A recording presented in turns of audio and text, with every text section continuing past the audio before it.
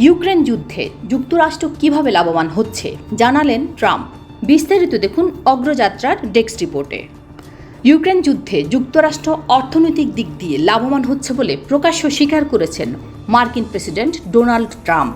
জানান, ওয়াশিংটন থেকে অস্ত্র কিনে কিয়েভকে অস্ত্র সহায়তা দিচ্ছে ইউরোপের দেশগুলো।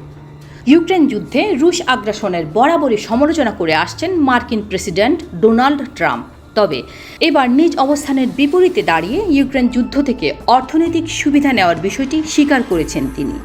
শুক্রবার হোয়াইট হাউসের সাংবাদিকদের সঙ্গে আলাপকালে ট্রাম্প জুলাই মাসে হওয়া এক চুক্তির প্রসঙ্গ তোলেন, যার মাধ্যমে যুক্তরাষ্ট্র ন্যাটো মিত্রদের অস্ত্র বিক্রি করছে। তারা সেগুলো পরে কিয়েভে সরবরাহ করছে। ট্রাম্প বলেন, আপনারা জানেন আমরা যা পাঠিয়েছি তার সবকিছুর মূল্য পাচ্ছি, বাইডেনের মতো নয়। তিনি ইউক্রেনকে $350 বিলিয়ন দিয়েছিলেন, যা ছিল বিস্ময়কর।